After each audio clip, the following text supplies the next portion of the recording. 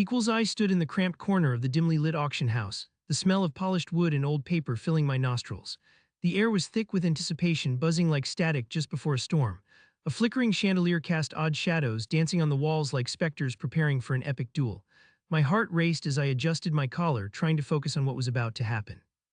This was not just any auction, this was my chance for retribution, a crucial step in a long game I had been orchestrating for far too long.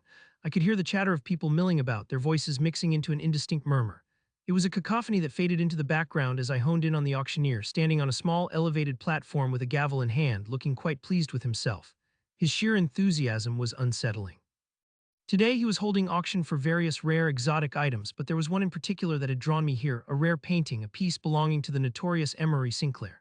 Sinclair was a name that echoed through my mind. The very mention of him sent waves of resentment surging through my veins. "Welcome, ladies and gentlemen, do we have everyone settled?" The auctioneer's voice was smooth, yet there was an edge to it that promised a thrilling experience ahead. I tightened my grip on my paddle, anxiety fluttering deep in my chest. I was here for a sole purpose. This painting was not just a piece of art, it was a symbol, a ticket to reclaiming what Sinclair had taken from me. As the auctioneer began to list the items one by one, my mind drifted back to the past. I remembered my first meeting with Emery Sinclair, his smooth charisma rolling off him like silk, dazzling and deceptive. Back then I had been naive, my dreams of success clouded by a desire for friendship. I had trusted him only to be burned when he betrayed me, taking my name and tarnishing it in the world of art. The bitter taste of betrayal lingered in my mouth as I mentally prepared myself for what lay ahead. Next up, we have a stunning piece by the famed artist Louis Verne, the auctioneer announced, waving his arm dramatically as if he were unveiling a prize-fighting champion. The crowd leaned in, some whispering excitedly, their eyes gleaming like children in a candy store. A thick, heavy curtain drew back, revealing a striking piece of art. Layer upon layer of vibrant colors blended harmoniously, swirling in an intricate dance that held the onlookers captive. Let the bidding begin, starting at $5,000. I watched intently as hands shot up among the crowd, the auctioneer's gavel slamming down as he called out rapidly, 6, 7, 8. Each number felt like a pulse thumping through my own veins, and I breathed deeply to anchor myself. I had to remind myself to remain focused. My heart pounded harder than before, every beat syncing with the voice of the auctioneer. With each passing bid, my thoughts darted back to the awful realization of what Sinclair had done, how he had manipulated not just me, but others as well, flipping lives upside down for his gain. Price of the Verne piece skyrocketed, money flowing as freely as water, but I would not be swayed. I was not after paintings, I was after justice. At last, the Verne piece was sold, and I felt my stomach twist in knots. The thought of Sinclair owning his masterpiece bubbled rage beneath my skin. "What are you doing here, Nathan?" I mumbled to myself, frustration and doubt clawing at me. My knees had nearly buckled under the weight of this mission, but I pressed on. I had come too far to turn back now. Next up on the roster, ladies and gentlemen, is a work that is on everyone's lips. The moment you have all been waiting for, a piece from the late Matteo Voss, a canvas that has remained hidden until now. The auctioneer gestured with flair, and the crowd erupted into hushed whispers. I leaned forward, every nerve in my body on high alert. This was it. This was the reason I had endured a series of sleepless nights, to confront that painting, that horrid testament to a friendship turned sour. If Sinclair had hoarded it, a trophy of his conquests, it was my duty to reclaim it, not just for myself but for all he had wronged. The curtain fell away, revealing a painting that glinted under the chandelier lights. The strokes were raw yet tender, portraying a landscape bathed in sunset hues, yet all I could see was the long shadow of betrayal hanging over it, dark and oppressive. I felt a pang of nostalgia mixed with loathing. I had spent countless hours under the mentorship of Voss, learning, growing, and yet that same environment had turned to ash when Sinclair had taken the credit for my contributions and left me in ruins. "Bidding starts at $10,000, called the auctioneer, and I raised my paddle high, showing it off like a war banner. The grip of everyone's gazes weighed down on me, skepticism and intrigue mingling in their eyes. 10,000, I said calmly, determined. Do I hear 11? He boomed, his eyes glinting with fervor, feeding off the frenzy of the crowd. My heart pounded loudly, each beat of my anticipation echoing in my mind. A rich voice from my left echoed over the crowd. 15, it chimed, smooth and confident. The entire room seemed to shift as attention turned away from me. I clenched my jaw, my body thrumming with annoyance. Unable to keep silent any longer, one of my close acquaintances from college, Leela, leaned beside me and whispered, "Nathan, are you sure about this? Are you ready to face him again? Sinclair is in this room, you know." My throat thickened as I swallowed the lump of unease threatening to burst forth. Leela's presence was comforting yet grounding, reminding me of all the chaos Sinclair had sowed. This is my only shot, Leela," I whispered back, fervor igniting in my chest. 16, I called out, and a small tremor of uncertainty filled me as I realized the weight of those two syllables. This was not just a bid, this was my commitment to reclaiming my life, to standing against the fear that had anchored me down for years. Yet my pulse quickened as another paddle shot up from the other side of the room, matching me point for point. 17. The voice was bold, unwavering, and hatred swelled in my chest. I knew that voice, its confidence prickling at my psyche. It belonged to Emery Sinclair himself. My stomach dropped. The tension in the room was palpable, stretching tight like a bowstring about to snap. 18, I forced out, feeling bile rise in my throat. Suddenly, it was not just a painting being contested, it became a battlefield for honor, dignity, and vengeance. I could feel the weight of every eye locked on me, scrutinizing, judging. The rule of the auction house melted away, becoming a duel of wills as I stared down Sinclair from across the room, his lips curling into a self-satisfied smirk. 20. He declared smugly, raising his paddle high as if claiming dominance in their eyes. My heart sank. The number echoed in my mind, taunting me. I couldn't back down now. I would not let him have this victory, this vindication. 21, I shouted impulsively, surprising even myself. The crowd hushed into silence, caught off guard at my brazen challenge. I could feel their eyes pressuring me, weighty gazes burning into my skin. 22, Sinclair shot back, casual, unfazed, as if he were discussing the weather. 23, I exclaimed, my heart on fire with desperate determination. Each number I called was a step toward reclaiming my past, an act of defiance against the whole world that had turned its back on me long ago. The auctioneer's gavel hovered above the podium, a pendulum balancing between dreams and despair. The crowd was on edge, their collective breath held in anticipation. I had to remain steady, to channel every ounce of my resolve into that single moment. Sinclair continued his taunts with each raised paddle. Laughter bubbled around me, thickening like fog. I could not let go of my ambition, my need for revenge. 24, Sinclair gleefully sang, and that hauntingly familiar laughter rang through the room without mercy. For a brief moment I faltered, the memories of what he had taken gnawing at the edges of my mind. The betrayal felt fresh, like an open wound that would not heal. I will reclaim what is mine, I whispered under my breath, feeling Leela's supportive grip on my shoulder. Gritting my teeth, I raised my paddle again, eyes locked on Sinclair, fierce determination rising like a tide within me. 25, I shouted, a roar of defiance piercing through the air. 26, he yelled back, matching my fervor, but doubt gnawed at the edges of my resolve. The game was a dangerous dance, and the stakes felt higher than mere money. With every bid, I felt the will of the crowd shift. Were they on my side? Were they rooting for the underdog, or did they revel in my struggle? I looked around, faces flickering in the dim light. A few eyebrows were raised, murmurs of excitement creeping through. With that energy, I pressed on, unwilling to relent, but he raised his paddle again. 27. It was rhythmic and unyielding, hitting me like a drumbeat ricocheting through the room. I took a deep breath, steeling myself. 28. I shot back, adrenaline coursing through my veins. Each call was a mix of raw power and frantic fear. The room's tension enveloped me, and I could feel my heart pounding like the thunderous rhythm of a wild drum circle. It felt surreal, as if I was dancing around a fire with everything I had ever cared about hanging in the balance. 29, Sinclair countered, his tone still dripping with that infuriating confidence. Waiting for the auctioneer's careening voice, I hesitated again, mind racing to gather reasoning.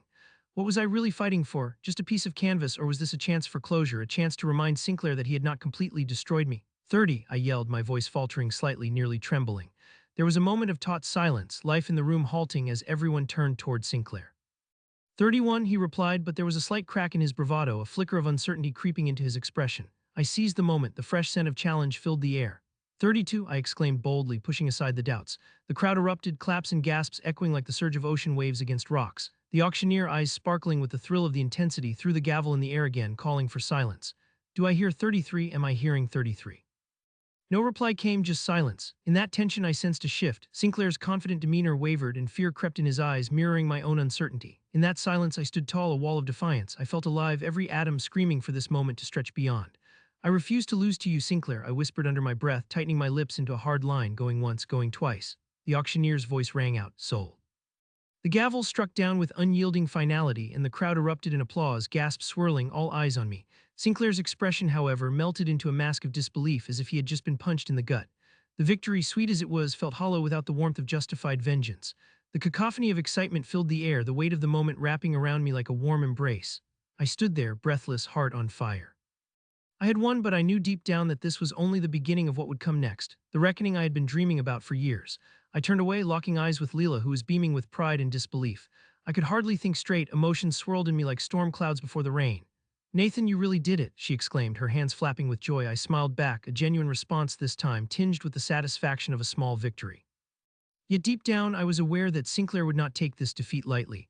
The fire had been lit, and it would surely ignite a darkness far more profound. The weight of what came next settled heavily on my shoulders, but for now I basked in the glow of winning, standing one small step away from the wrath I desired to unleash. Little did I know the steps I'd take from here would lead me deeper into a world I could hardly fathom. A world determined by cruelty, cunning, and perhaps a chance for absolute revenge. The sun hung low in the sky, painting the world in hues of orange and gold as I sat in my car, staring at the old warehouse across the street. It was a relic of my past, a place where dreams had been shattered and trust betrayed. The weathered bricks were now covered in patches of moss, a testament to years of neglect. The faint smell of grease and rust wafted through the open window, mixing with the tangy scent of pine trees that surrounded the area. My heart raced, each beat syncing with the clock on my dashboard. I had a plan and it was time to execute it. As I looked down at my hands, they trembled slightly, not from fear but from anticipation. It had been a long time coming, years of feeling powerless and small while others played their games behind closed doors. I could still hear their laughter, the way it echoed through the hallways of my mind, a sweet, taunting melody that begged for retribution. I took a deep breath, the cool air filling my lungs, grounding me. Today was not just another day, today was the day I began reclaiming what was rightfully mine. I stepped out of the car, the gravel crunching beneath my boots, each sound amplifying the moment. I had spent countless nights planning this, scribbling notes, formulating strategies, and rehearsing conversations in front of my mirror. The world had cast me as the unreliable narrator of my own life, but today I was ready to rewrite the script. With each step towards the warehouse, I felt the weight of the past lift, replaced with a steely resolve. "All right, Nathan," I whispered under my breath, "let's do this." The door creaked as I pushed it open, the dust motes swirling in the shafts of fading light. The interior was dark, illuminated only by streaks of sunlight that filtered through broken windows. The air was thick with the smell of dampness and decay. Memories flooded back, the late nights spent here, filled with laughter before everything turned cold and twisted. "Just think of this as a reunion," I muttered, a smirk creeping onto my face. "One that they won't forget." The plan was simple and yet complex. I had arranged to meet Jason and Luke, the two who had orchestrated my downfall. Their betrayal had felt like a body blow, one that left me gasping for air. Now I was the puppet master and they would dance to my strings.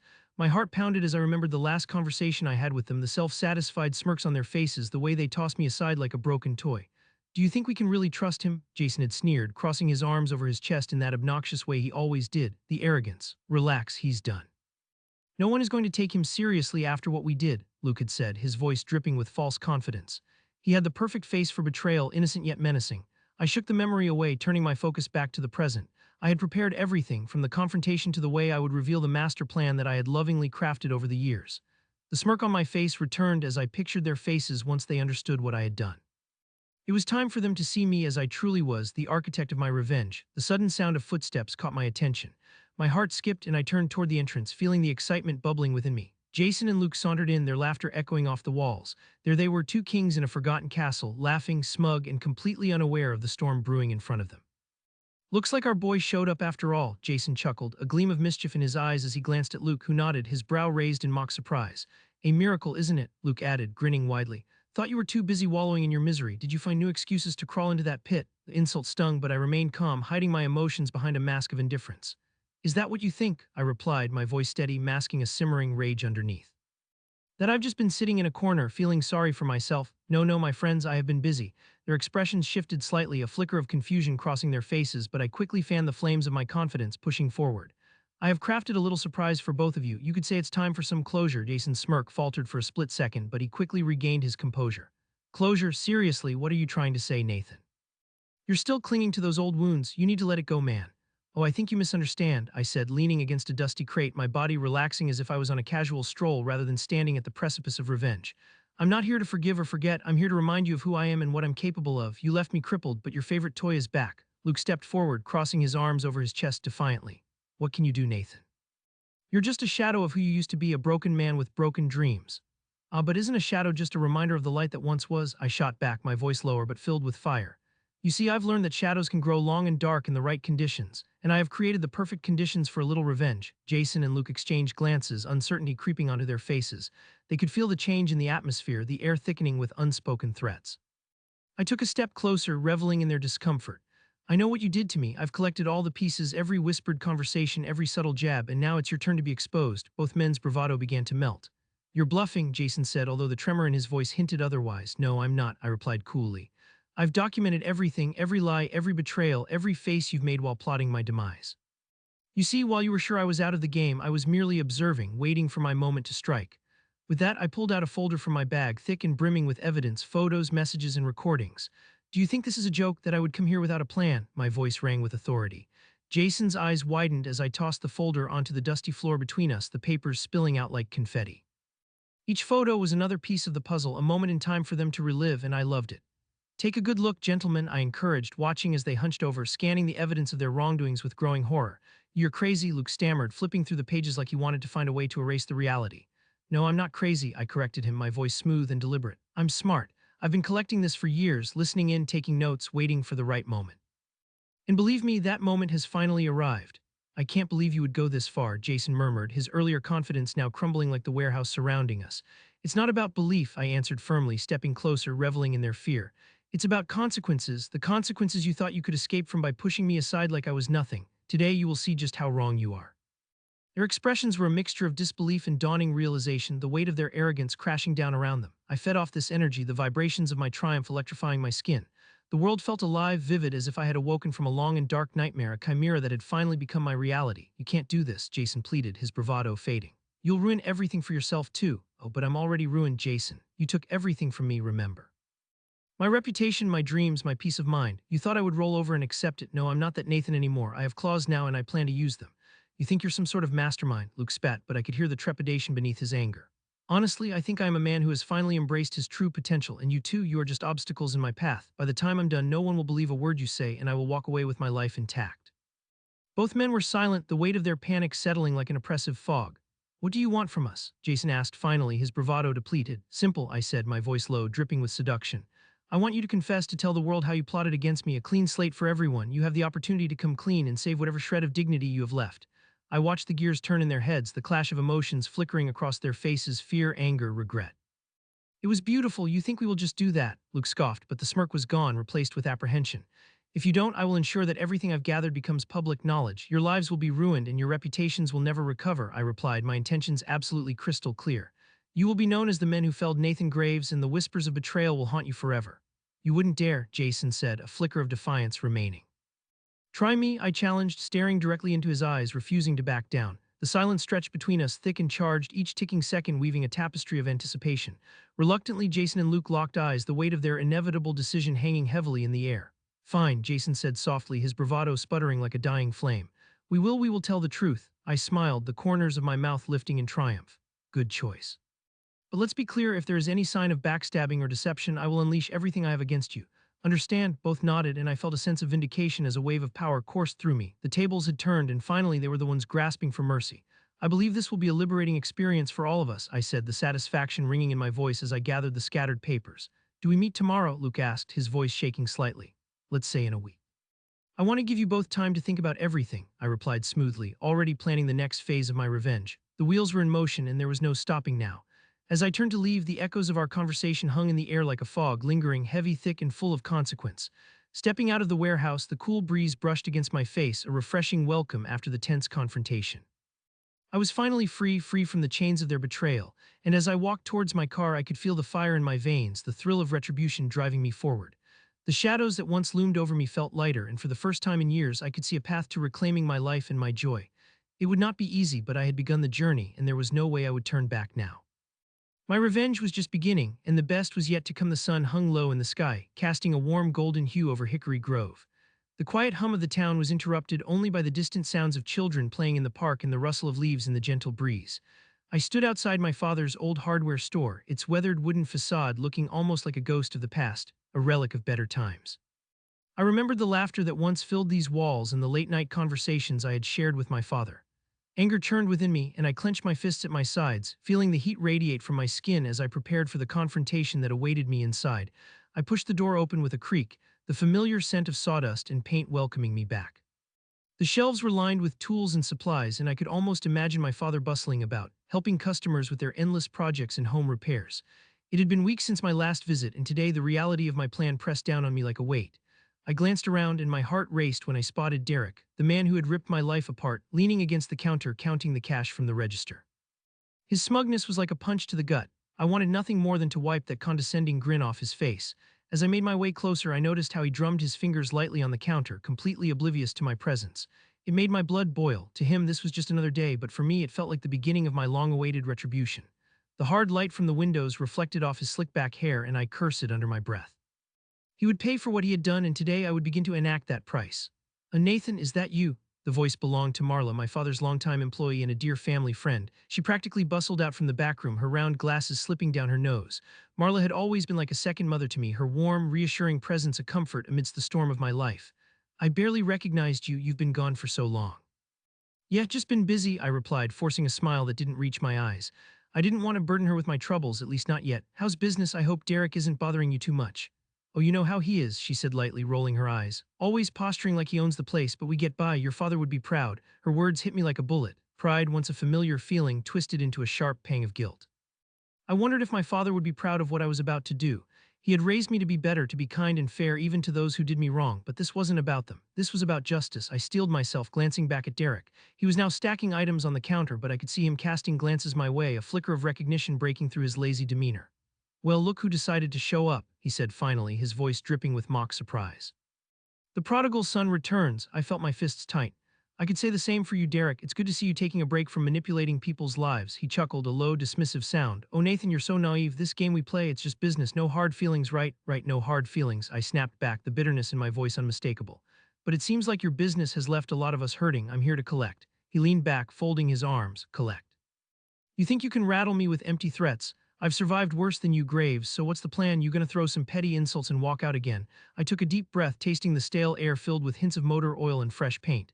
"I'm done with the petty insults, Derek. This is about more than that." My heart raced as I stepped closer, feeling the tension in the air thickening like honey. "I want you to understand the consequences of your actions. What you did to my family, to my father, it doesn't just go away. And I'm here to make sure you remember that." Derek's expression shifted, the casual arrogance faded and was replaced by a sharp glint in his eyes. "Oh, and how do you plan to make me remember? Are you going to ruin me in front of the whole town, or maybe you think you can scare me into submission? Pathetic." The anger bubbled inside me, but I held it back. My focus had to be unwavering. No matter how hard he pushed my buttons, I wouldn't let him see my weakness. "This isn't about putting on a show, Derek. It's about making you understand the weight of your choices." I could feel Marla's eyes on me, a mix of concern and support as I continued. "You took everything from me, and now it's time for you to face the music." "Face the music," he said, standing straighter than before. "You think you can just come in here and play the hero? You're nothing but a jester, Nathan.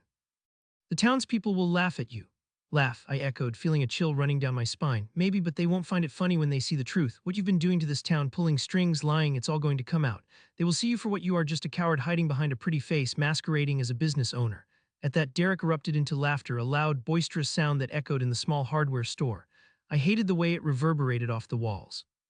"You've really lost it, haven't you? Do you honestly think this weak attempt at revenge is going to work? People are loyal to me. They wouldn't take your words at face value. You're in too deep." His tone darkened, solidifying his threat. "And trust me, Nathan, nobody wins here but me." I took a step forward, my pulse racing, an image of my father's proud smile flashing through my mind, a reminder of what I was fighting for.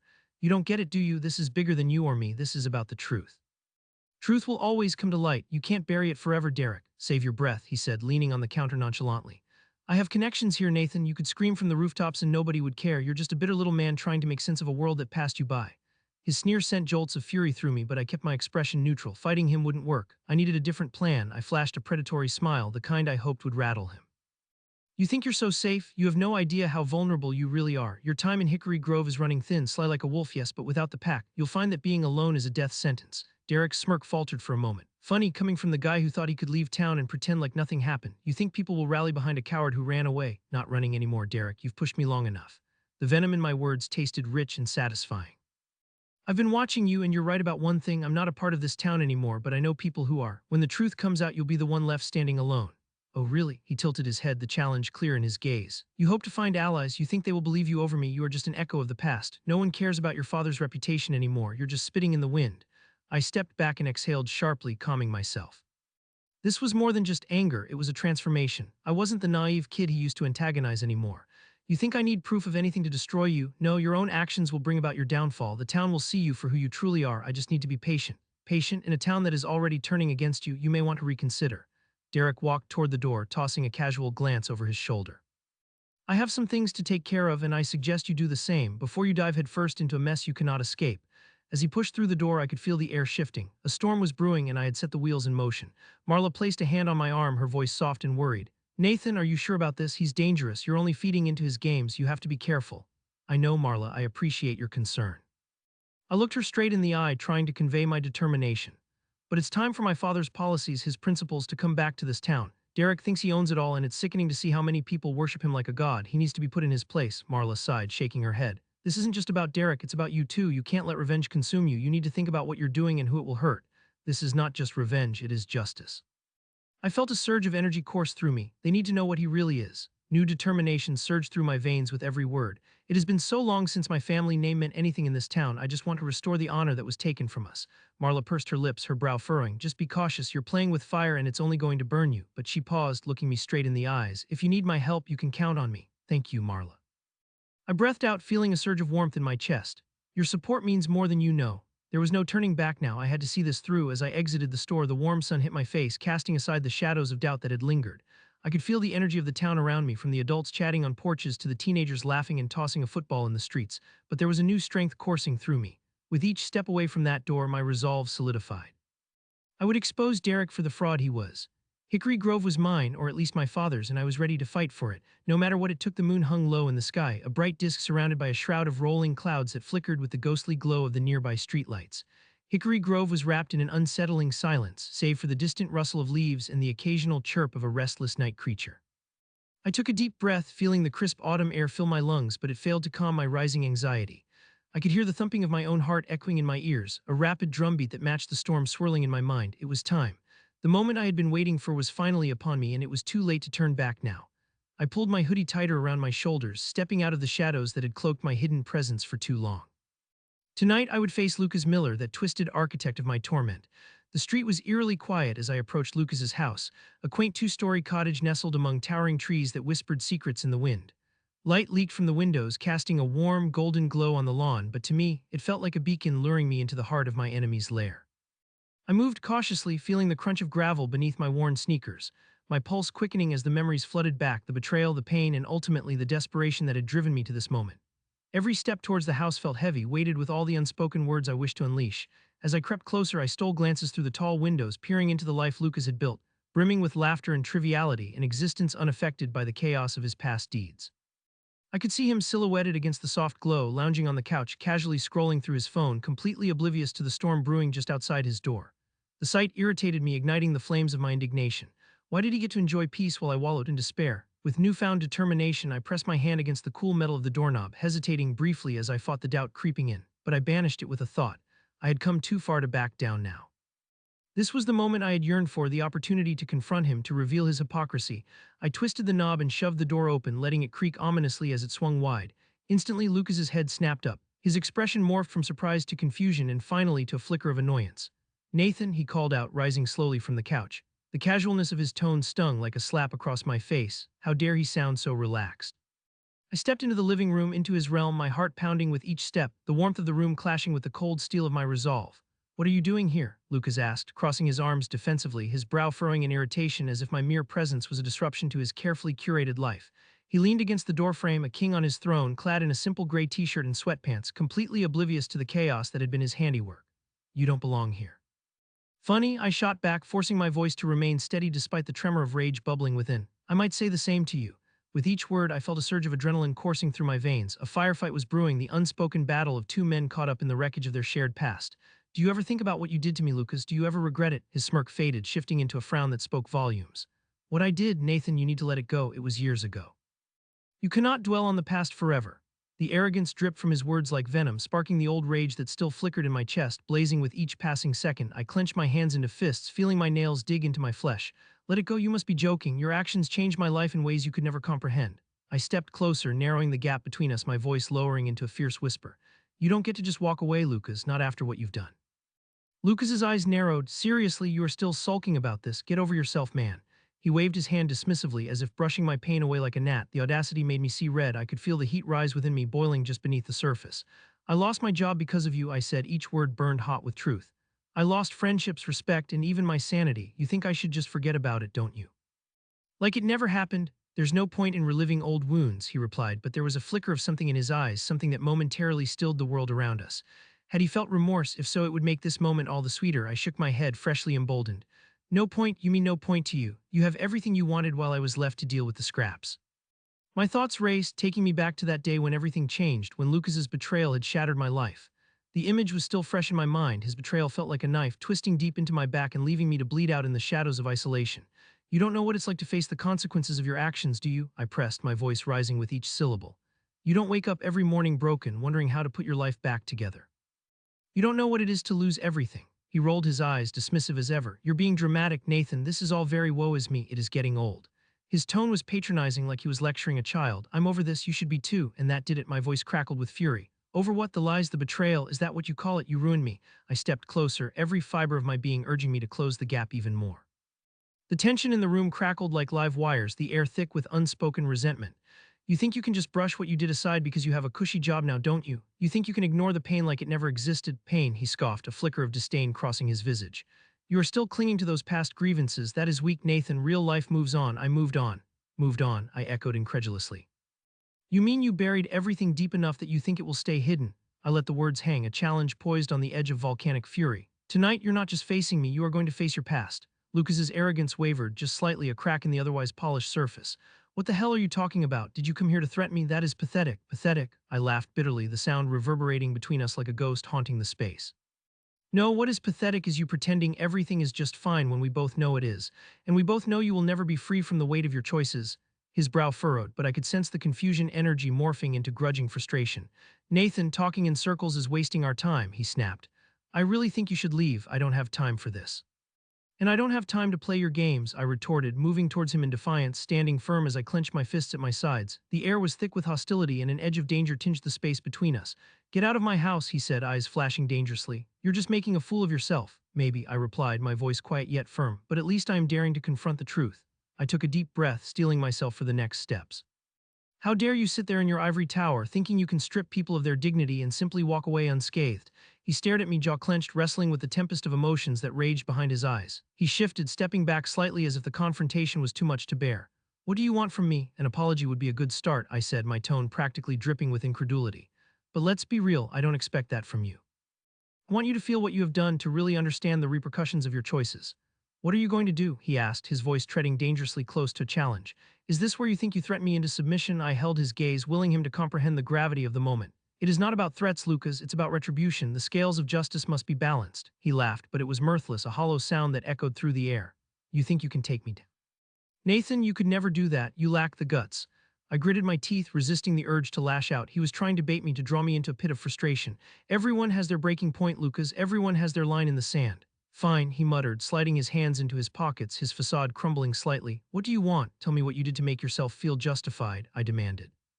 Tell me why it was so easy for you to crush my life, the life you had no right to dismantle. His expression hardened, but for a fleeting moment I saw a flicker of vulnerability, a fraction of humanity lost beneath layers of entitlement. I did what I had to do. You weren't cut out for that life, Nathan, he replied, his tone unconvincing even to himself. You kept getting in the way, stumbling through everything, and I had to keep moving ahead. Right, so you decided it was better to destroy a man to save yourself, I hissed, leaning closer, invading his space intentionally. But you didn't think about the consequences, did you? The silence hung in the air, thick and suffocating, as we faced off like dueling gladiators in a coliseum, the past looming over us like a dark cloud poised to unleash a storm. The air shifted, the weight of our shared history threading through our hearts. This confrontation was not just about revenge, it was about reclaiming everything that had been stripped away from me. You are pathetic, he said again, but this time it seemed less certain. And yet here I am standing in front of you and you are trembling behind the invincibility you've created, I countered quickly, my gaze steady as he held mine. The truth is a fickle companion, Lucas. It can break, and in its breaking it can set someone free. And are you free? He asked, a flicker of genuine curiosity cutting through the tension, but I could see the walls slowly beginning to build again. No, I replied honestly, allowing my vulnerability to seep into my words. No, I am not free yet, but I will be. With that, I took a step back, turning on my heel to leave, my heart a wild symphony in my chest, drowning out the doubts that flared like fireflies in the night. I had come here to confront him, but now I felt like I had crossed the starting line of a much bigger race. Turning back to him one last time, I caught his gaze, cold, calculating, yet inexplicably haunted. This is not over, Lucas. The weight of my words hung in the air, a promise and a curse all in one. I needed him to understand that. The night felt charged, alive with the possibilities of what was to come. As I stepped back into the embrace of the darkness outside, I felt a flicker of hope igniting within me. I may not have found the closure I sought tonight, but I had planted a seed of uncertainty within him. The scales were finally beginning to tip. A new chapter was just starting to unfold, and I wouldn't stop until I had the final say. The evening air clung thick to my skin as I approached the old, creaking front porch of Emerson's house. Shadows pooled in corners where the porch light flickered weakly. This was it. My heart raced, not out of fear but anticipation. The last stage of my revenge had come to fruition. The clattering of my footsteps echoed against the wooden planks, and I took a moment to steady my breath. Ever since that fateful day when Emerson had left me for dead, I had been planning this. I had been patient, waiting for the perfect moment to strike the final blow. Emerson, I muttered softly to myself, gripping the small object hidden in my pocket, a tangible reminder of what he had taken from me. It was more than just a physical object. It represented my past, my pride, my very existence before he had shattered it all with no remorse. I raised my hand and knocked on the door, 3 sharp raps echoing through the silence of the night. Who is it? Emerson's voice came low and skeptical. I could almost see his furrowed brow and the way he leaned closer to the door. There had been a time when he could not recognize my shadow from across a room, but now after everything I didn't want him to guess who was standing on the other side. It's just a friend from the past, I replied, trying my hand at playful nostalgia. The door swung open, revealing Emerson in all his unkempt glory, his hair mussed and a stubbled jaw that looked as though it could slice through the tension in the air. He immediately wore that look of disbelief, and I could see his mind racing with calculations, searching for a name to fit the voice. "Nathan," he gasped, and as the recognition hit, so did the unease etched across his face. "What are you doing here?" I stepped into his home, welcoming the familiar scent of old wood and dust. It felt like stepping into the last remnants of a world I once knew, an era before betrayal. "We need to talk," I said, my voice steady, matching the ground beneath my feet. Emerson's house had always been a sanctuary for us, or so I had thought. Back then, it had felt like a fortress, one filled with shared dreams and laughter. It was strange how memories have the power to twist a once happy scene into something dark. I closed the door behind me, sealing us in together. "What do you want? I thought we were done. You left, remember?" He crossed his arms over his chest, trying to assert control in a place I had once called home. Beneath that bravado, I could sense a quivering fear. It was delicious. "Oh, Emerson, I did leave, but you never really let me go, did you?" I stepped closer, my heart pounding with each word. "You kept my past with you, didn't you? Kept it safe and sound until you decided to toss it aside like I meant nothing." He faltered, glancing sideways as if searching for an escape. "What are you talking about?" he stammered, but I noticed the twitch in his muscles. He remembered, they all do. I pulled the small object from my pocket, allowing it to dangle in front of me like the sword of Damocles. "This, do you remember this? Your good fortune, your prize, the trophy of a life ruined." I watched as the color drained from his face, his eyes widening in disbelief. This is just an object. It doesn't mean what?" I interjected, raising my voice, feeling the fire inside begin to blaze. "That you can stroll through life without consequences. That you can take and take until there's nothing left and I'm just supposed to fade into nothingness." The anger coursed through me, a rush of adrenaline that cleared any lingering doubts. His hands trembled now, and I reveled in his discomfort. "Didn't mean what? To destroy me, to turn my life into a twisted game to amuse your sick sense of self. You thought I would just disappear, that the world would forget Nathan Graves." My words dripped with venom, dripping down the crisp silence that filled the air between us. "But I didn't disappear. I reformed. I grew stronger. I became a shadow of your old friend, waiting for the moment I could finally confront you." "I didn't know," he pleaded, his voice waning like a candle flickering out. "It wasn't just me, it was just the way things played out." I scoffed, stepping back to observe the man I once trusted. "Just the way things played out, I lost everything. Hope, dreams, a future. Do you even see me anymore, or is it still about you?" A heavy silence enveloped us, filled only with the sound of our own breathing. I thought I saw a flicker of regret in his eyes, a memory of the past we had shared, but it slipped away as quickly as it came. "You don't have to do this," he finally said, a hint of desperation in his tone, eyes darting around for an exit that wasn't there. "We can talk this out. You can." "No," I cut him off sharply. "This isn't a conversation, this is closure, this is about finality." That was the crux of it all, finality. I had waited for this moment, each day counting down as I watched him from the shadows, plotting this culmination of revenge. Emerson's hands trembled as he took a small step back. "I'm sorry," he stammered, his confidence waning. "I didn't realize the impact I had on you. I thought thought you were what, being a great friend. You used me, played me like a game until I lost everything," I retorted, advancing toward him. "Please," he begged, and I caught a glimpse of the man hiding behind the facade of arrogance. "I was just trying to survive after what happened with my father. I needed you out of the way." "Survive?" I laughed, the sound rough and bitter. "You think you were trying to survive after what you did to me? You weren't surviving, you were thriving off my pain." Each breath of mine felt like an anchor that weighed him down, and I could see it in his eyes. He no longer held the confidence of superiority. It was stripped away before me, revealing the frail core of a man who was afraid. "I had to make a choice," he said, desperation creeping into his voice. "You don't know how hard it was to watch my life crumble because I cared too much for you." "Cared?" I sneered, holding that word like a razor's edge. "Cared enough to throw me away when it got tough. You don't get to redefine the sins you've committed. You don't get to rewrite the story." "Look, Nathan," he blurted, stepping forward, hands raised in supplication. "I can make it up to you. Just tell me what you need and I'll do it. Let's just walk away from this." I felt a thrill run through my body, a wild excitement as the final decision came crashing down all around us like thunder. "Walk away?" I scoffed, glancing down at that tiny object of my revenge. "You still don't get it. It's not about what you can do for me. This is about me reclaiming my power, the power you so casually discarded." His eyes widened in realization, and a shiver ran down my spine, the weight of closure dawning upon us both. "You're serious?" he whispered, his voice cracking under the pressure. "You're really going to do this?" With a steady hand, I placed the object on the dusty table that separated us. "No, Emerson, not do this. You did this. You wrote the script, and all I am doing is reading the final lines." "What are you going to do?" he asked, his voice nearly a whisper. "I want you to feel every ounce of pain you have inflicted upon me. I want you to remember what you lost when you lost me," I replied, my voice resolute. The door creaked behind him, flickering shadows dancing ominously against the walls.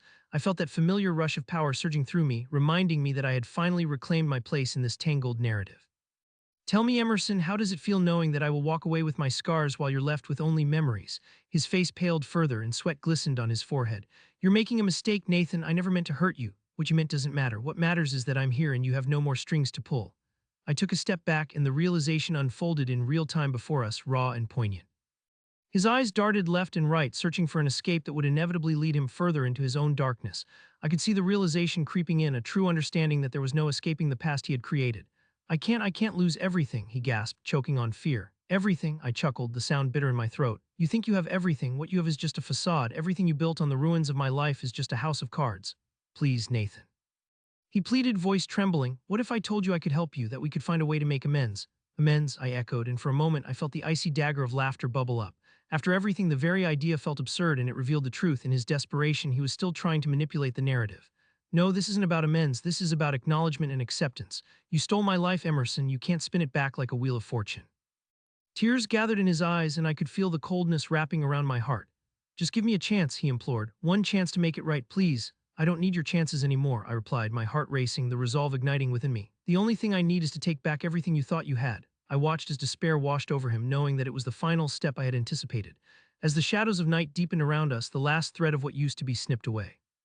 I stepped towards the door, a strange sense of calm encapsulating me.